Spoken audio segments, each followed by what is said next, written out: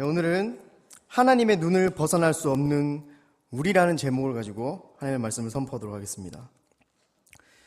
우리는 종종 내 뜻과 하나님의 뜻이 맞지 않는 경우를 당하게 됩니다. 그럴 때 우리의 죄악된 본성은 자꾸만 우리의 뜻대로 행할 것을 요구합니다. 실제로 우리는 그런 유혹에 자주 넘어지게 됩니다. 또한 하나님의 뜻을 잠시 거슬러 보았더니 마치 그분께서 이 일을 보지 못한 것 같기도 합니다. 우리가 죄를 지을 때는 그렇습니다. 누구도 죄를 짓는 그 순간만큼은 하나님을 생각하지 않습니다. 물론 그래서는 안 된다는 내면의 소리를 듣기도 합니다만 적어도 그 일을 행할 그 당시만큼은 뒷일을 생각하지 않게 됩니다. 하지만 그것으로 끝난 일입니까, 여러분? 우리의 뜻대로 모든 것이 잘 마무리될 수 있을 것 같습니까? 당연히 그렇지 않다는 것을 우리는 너무나도 잘 알고 있습니다. 오늘 성경의 배경은 이러합니다. 당시 이스라엘은 여로보암 2세의 통치하에 번영되어 갔고 이 시기는 여러 해 동안에 침체되었던 분위기가 거치고 민족적인 사기가 고조되었던 때였습니다. 그리고 요나는 적대국이었던 아수르의 수도 니느웨를 위하여 여호와의 말씀을 선포하라는 선지자의 사명을 받게 되었던 때였습니다. 이제 우리는 오늘 말씀 가운데 나타난 요나의 정황들을 통해서 인간이 하나님의 눈을 벗어나 하나님의 말씀을 어기고 죄를 짓게 될 때 어떠한 결과가 나타나는지 한번 알아보도록 하겠습니다.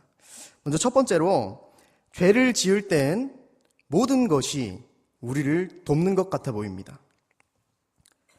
하나님께서 요나에게 말씀하셨습니다. 2절 말씀 가운데 큰 성읍 니느웨로 가서 하나님의 심판을 경고하라는 것이었습니다.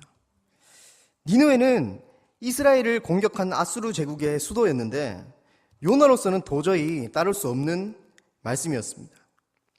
그들에게 가서 하나님의 준엄한 심판을 선포함으로써 그 성읍의 민족들이 모두 회개하고 돌이키게 되면 요나의 생각에는 그들이 마땅히 당해야 할 심판을 당하지 않게 되고 이러한 일은 이스라엘 백성이었던 요나 자신의 마음에는 굉장히 들지 않는 일이었고 상당히 못마땅한 일이었습니다. 그래서 요나는 하나님의 눈을 피해서 도망치기로 합니다. 그곳은 다시스라는 곳이었는데 다시스로 도망치기 위해서 항구 도시 요빠로 갔더니 재미있는 일이 일어납니다. 3절에 보니까 마침 다시스로 가는 배를 만나게 된 것입니다. 그래서 요나는 그 배에 올라타게 되었습니다. 이처럼 우리가 하나님의 눈을 벗어나 죄를 지으려 할 때 돌아가는 상황이 너무나 순조롭고 우리 마음이 평안해질 때가 있습니다. 그래서 더욱 적극적으로 죄의 늪에 빠져들기도 하고 요나가 바로 그런 상황이었습니다. 하나님의 눈을 피해 자신의 뜻대로 행하려 할 때 너무나 공교롭게도 모든 상황이 자신을 돕는 것처럼 느껴졌고 마치 자신이 하나님의 눈을 실제로 벗어난 것 같아 느껴지게 됐던 것입니다. 물론 그럼에도 불구하고 약간의 두려움은 있었을 것입니다. 그런 상황 가운데 요나는 배 아래층으로 내려가 잠을 청하게 됩니다. 두 번째로 하나님께서는 결코 우리를 놓지 않으신다는 사실입니다. 요나는 이로써 자신이 하나님을 완전히 벗어나 자신이 원하는 곳으로 갈 수 있을 줄만 알았습니다. 그러나 한참 배가 잘 가고 있었는데 놀라운 일이 일어납니다. 하나님께서 큰 바람을 바다 위에 내리셔서 바다 가운데에 큰 폭풍이 일어나 배가 거의 깨지게 된 것입니다. 배 위에서는 난리가 났습니다. 배에 탄 사람들 모두 각기 자신들이 섬기는 신들의 이름을 불러가며 그 신들의 자비를 호소합니다. 그러다가 사람들이 제비를 뽑아서 당첨되는 한 사람을 제물로 바침으로 그 폭풍을 일으킨 신을 진정시키려는 시도를 합니다.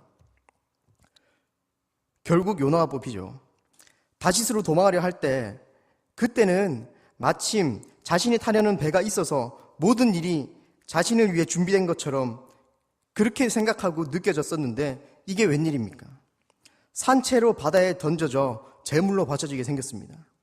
바로 이 순간 요나는 자신이 하나님의 눈을 잠시도 벗어날 수 없었음을 깨닫게 되고 이 모든 일이 자신으로 인해 일어난 일임을 사람들에게 알리고는 바다에 던져지게 됩니다.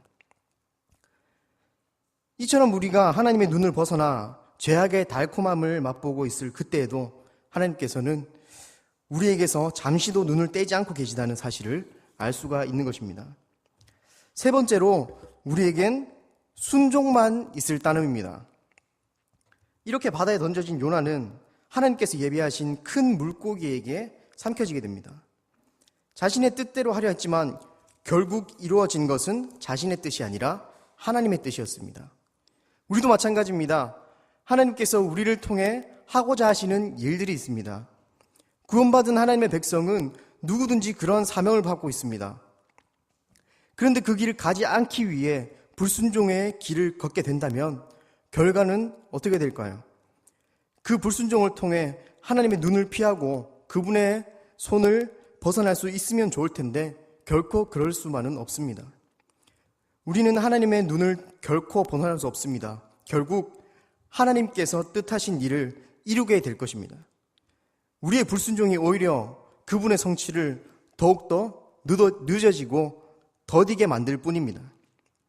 우리에게 다른 것은 없습니다. 오직 순종만 있을 뿐입니다. 하나님께서는 뜻을 우리에게 알리시고 순종을 요구하실 때 즉각적으로 예하고 반응하며 순종해야 합니다. 말씀 맺도록 하겠습니다. 오늘 말씀을 통해서 우리는 두 가지의 사실을 깨달을 수 있었는데, 하나는 우리가 하나님의 뜻을 어기고 그분의 눈을 벗어나려 해도 결코 그렇게 할 수 없다는 사실입니다.